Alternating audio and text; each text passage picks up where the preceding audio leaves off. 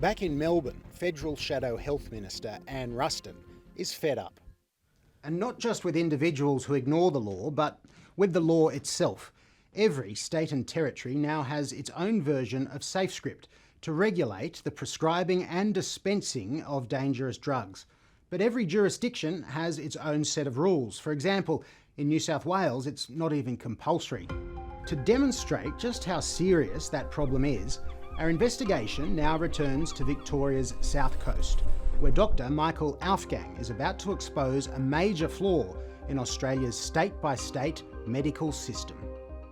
I'd like to try a real-life, real-time experiment with you, Doctor. We'll put this system to the test. Yep. A willing participant has provided a script that is 3 months' supply of a Schedule 8 drug. Yep. They only got it a few weeks ago. I've come to you with the patient's name and their date of birth. Yep. Can we plug it into the system and see if a red flag comes up? Sure.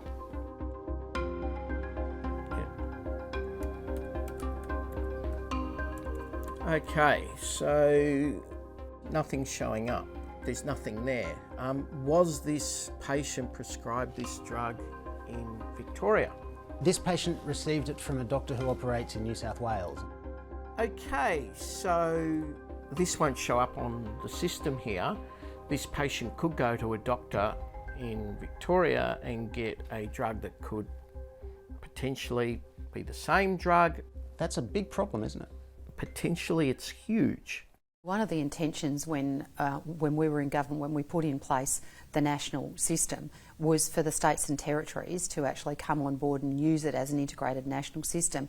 That hasn't occurred, and I'd like to see the federal government calling on the states to actually mandate the use of the system, because that's how we will save lives. We're losing lives from ignorance. Policy advocate John Ryan is Chief Executive of the Penington Institute, which compiles annual reports on the state of Australia's overdose crisis. The overdose toll is outpacing population growth in Australia, so we've got a very significant problem that is actually getting worse. More than 2,000 deaths per year, now more deadly than the national road toll, and since 2014 it's been pulling away.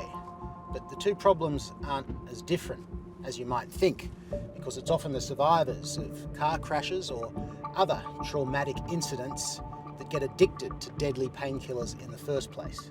People like Leah Dwyer.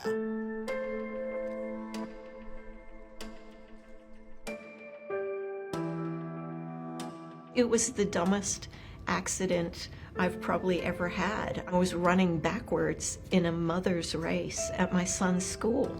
Like, how dumb is that? And I tripped, got whiplash and concussion, and that was the very beginning of the worst 8 years of my life. You got to the point where you wanted to take your own life? Yeah, yep, absolutely.